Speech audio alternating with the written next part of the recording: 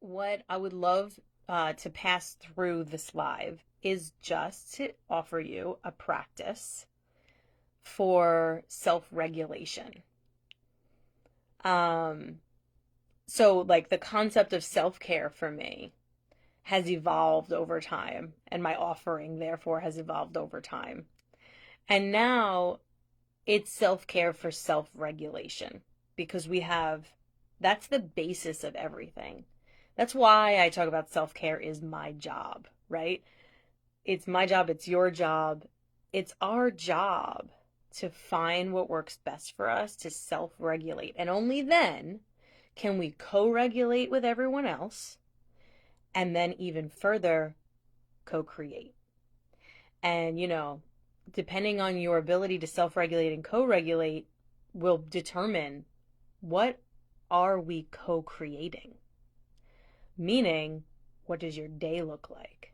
What do your relationships feel like? What does your life feel like? Do you love your life? Are you not in love with your life, right? And obviously, this can change often. Definitely need some grounding today. Beautiful, for sure. Now, yeah, and the last thing I'll say about that is, of course you do. um, because as much as I might look all put together at the moment, I'm just going to go ahead and just one short vulnerable share real quick and make sure everybody understands.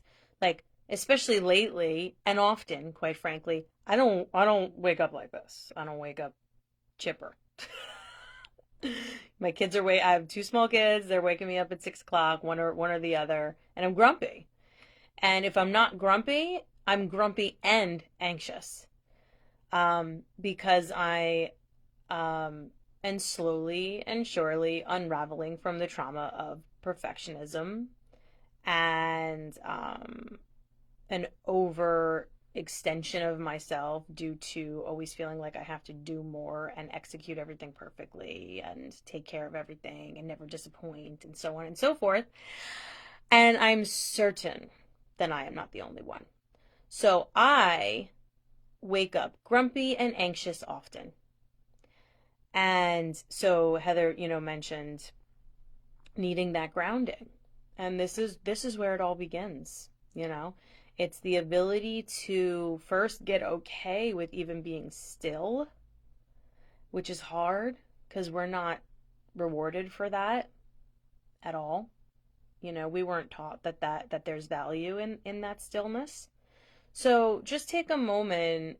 If for some reason inside of you there is some kind of angst or resistance or tension around like even getting still today, take a moment to release judgment and invite some self-compassion around that feeling.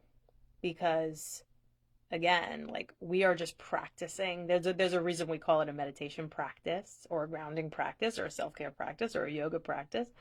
And we have to practice because it doesn't always come natural. Yeah, she's going to replay. Okay, I was just checking your comments real quick. Hi, Alicia, if you're still here. So we're going to get started. So again, I'm going to post a little bit more about what this all means in the comments of this live. And for this purposes and for just, time's sake, we're just going to get right into it. So I'm seated on the floor right now. I actually have my bolster behind me and my meditation pillow underneath my bottom. By the way, I have a bolster and a meditation pillow, which is the round one, and they're from Brentwood Home, I believe, and they're just like amazing because they're like kind of half like tough and like half beanie, right? So they have like the perfect middle ground. So if you ever feel like some props could be of support to you when it comes to a meditation practice or yoga practice or whatever, highly recommend. You do not need a bolster or a meditation pillow. All you need is a foundation. You could be standing with your feet on the ground about hips distance apart. You could be seated in a chair with your bottom fully released down into the chair, and maybe your feet are also touching the ground if you're a really tiny person like me. Sometimes that's easier said than done. So, or you could be seated on the ground. And I would invite you to just find a really comfortable position in whatever type of position, whatever type of seat or stance you're in. Find a comfortable position. Move your legs around. Maybe you're in cross-legged. Maybe your heels are tucked under your bottom and you're with your knees bent. Maybe there's, maybe you like to stack your lower legs in like more of a lotus type of shape. Whatever it is, just get comfortable. And then I'm going to invite you to just move back and forth really, really gently.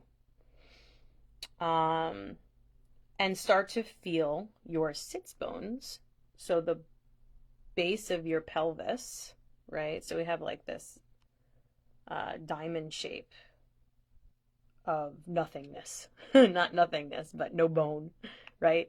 In the middle, in our center, that's our root, right? That's our root chakra. And along the edges of our pelvis, you're going to feel your sits bones. You're going to feel the bones that are just right at the edge. And I'd like you to see if you can get connected to that for just a moment. Down into whatever foundation is under your bottom. And if you are standing, that's just more about wiggling your toes and your feet, and really fully feeling the ground beneath your feet, along the outer edges, along every pad of every toe. And you can, of course, do this anytime, any day, wherever you are, as long as you're not driving. If you're feeling a little bit of a disconnect between you and the ground, you can take the flesh from around your bottom, take your juice, and just move it slightly out of the way and see if that helps you connect a little bit more. And you can, of course, also play with rocking back and forth a tiny bit as opposed to side to side. And if you're ready, you can close your eyes. And just for a moment, even though this is not really about like a body scan, but just for a moment, you can soften your eyes behind your eyelids, loosen your lower jaw slightly, relax your shoulders away from your ears, and allow your palms to land wherever it feels good. So for this purpose, I would invite you to place your palms down on your legs or knees. And another option would be to place either your palms or your fingertips on the ground. So get curious with your body and with yourself as far as what is going to elicit a feeling of release for you. What is going to elicit a feeling of release and relaxation and settling? Palms down on the legs, palms on the ground. Maybe your palms are in your lap. And just become aware of your breath. We're not doing breath work today, but become aware of it. Maybe you pick a spot at which it's entering the breath and follow the breath inward through that spot, be it through your nostrils, your throat, your chest, your belly. Just follow it in for 1 or 2 rounds and then follow it out via that same point.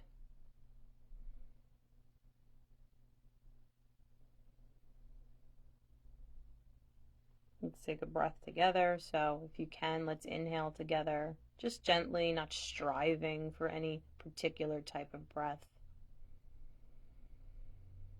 And then as you exhale, just completely empty out. So see if there is an extra bit of old stale air that you can just press out completely at the end of your exhale, and then allow your breath to just become natural and just stay aware of it. And here's, the grounding process, right? It's really just about connecting to the ground, connecting to your foundation, to where you are being held, to where you are being supported. So you often hear about connecting to your breath as an anchor, right? Which of course is so important, and allowing that to be like your anchor for staying present, right? Especially through a moving meditation like yoga. Your breath is your anchor for staying present in your body, or it can be. And so you have that in addition to the sensation of your bottom, your root, being connected to the foundation beneath you, being connected to the space at which you are being held and supported. And so see if there now is an element of additional release that you can connect with to really let gravity take you just a tick further down and then really let the ground hold you. And so what we're doing here in the practice of grounding is to reconnect to your feeling of safety and security, especially if we're feeling anxious, especially if we're feeling stressed, especially if we're feeling scattered. All we really need most of the time is just to reestablish safety.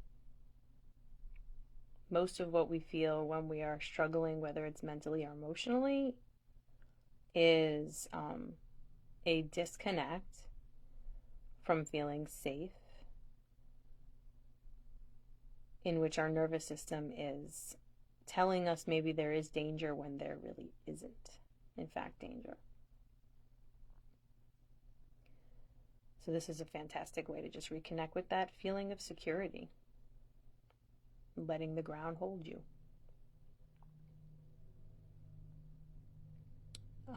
We're going to move on, and that's kind of a perfect sort of segue into that concept of orienting.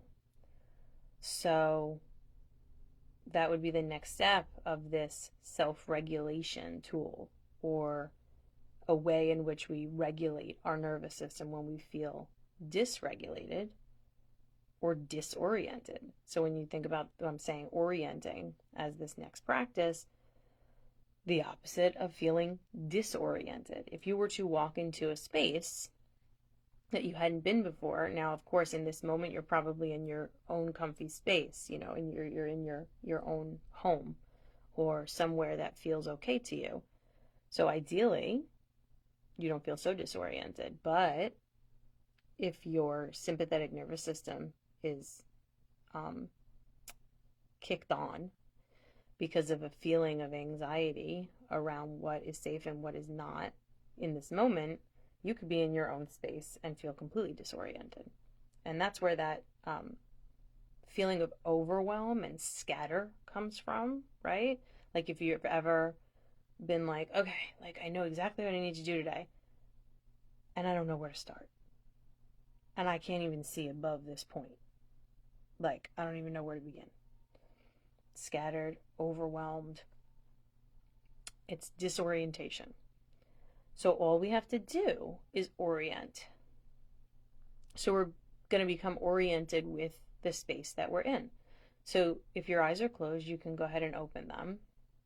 You know, gently kind of give yourself some time. Come back to your breath. Maybe just take a breath in and out through your nose once or twice. And then you're going to start to look around the space that you're in. And you're going to look right, which might look like left to you. You're going to look right. You're going to notice a couple different items or things in the room.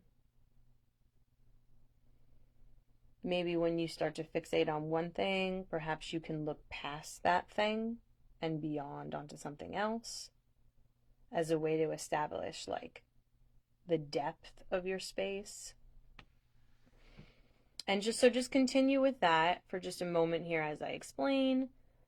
Then you of course look out to the left and do the same, and just start to notice what you're surrounded by. Really take full account of your surroundings. And the only thing I'll say about this is think about an animal, even a dog,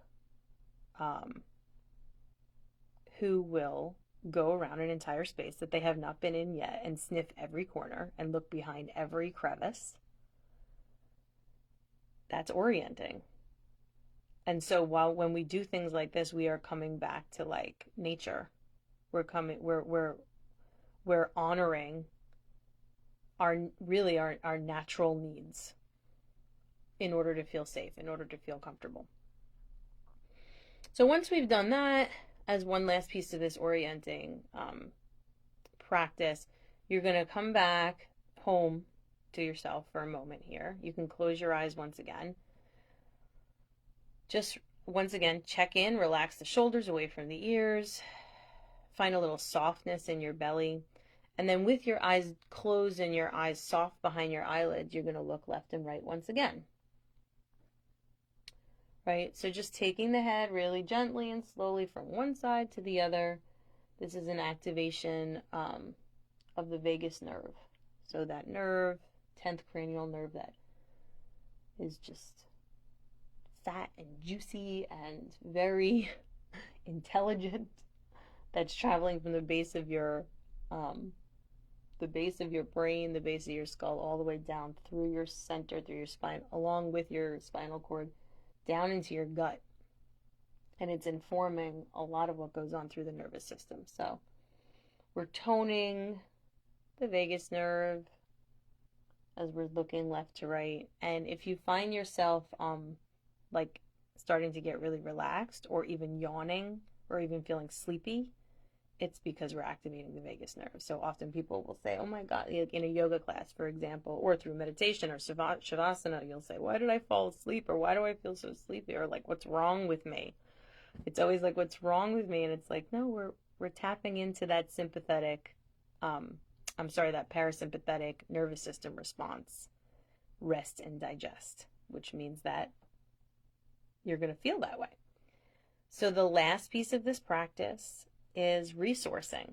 So I wrote in the notes for this that following this practice, you might want to either sit with yourself for a little while, maybe do some journaling. You can, what's really, really great is to incorporate a gratitude practice after this. So maybe just write down 3 things that you're grateful for, because resourcing literally means tapping into the resources that put you naturally in a positive mental or emotional state. So that obviously is a gratitude practice is perfect for that, because we're going to kind of align with the vibration of that thing that you know is going to put you in a positive state. For me, for example, yes, a gratitude practice is perfect for me. Singing puts me, or even just listening to music, but singing along to music would be something that, that's like a very personal thing for me. So I want to invite you to think about what, not just like something like oversimplified and very general, like what really personally to you puts you in a positive state, right? Maybe it's like a special cup of tea or like a special cup of coffee, or maybe it's going outside, which in itself is an activation of your parasympathetic nervous response, just getting outside in fresh air and in nature. So anything like that, and maybe like a good stretch after this. Take some time before you walk away from this live to resource. So think people, places, or things. Like maybe it's a person, for example, that really just like puts you at ease, and don't feel bad if it's not your partner. Ideally you have someone who really who you could just be your full self with, right? Like just let her rip, right? So maybe you think about that person and how that feeling of safety with that person puts you at ease. People, places, and things. Resourcing. So I hope this was helpful and not too geeky. I'm going to drop just a link to somewhat of an article or essay around grounding, orienting, and resourcing from a yoga therapist who I follow, and he's really fantastic. And it's like a very easy read. So I think it would be really useful if you want to just dig in a little bit more into what it all means without being overwhelmed. But yeah, I just really wanted to offer you this tool for self-regulation and just bringing it back home to the fact that hey, we need to work on us. It starts with you. Starts with your ability to self-regulate so that you can co-regulate, because it's all about relationships. This life is about relationships. This life is not meant to be lived in silos. We're not meant to do any of this alone. We are a community for a reason. Sometimes it doesn't feel that way, but that's because we all need just a little bit more self-regulation, or a lot of it. Right? All right, thank you all, and feel free to drop any questions. I am here for it.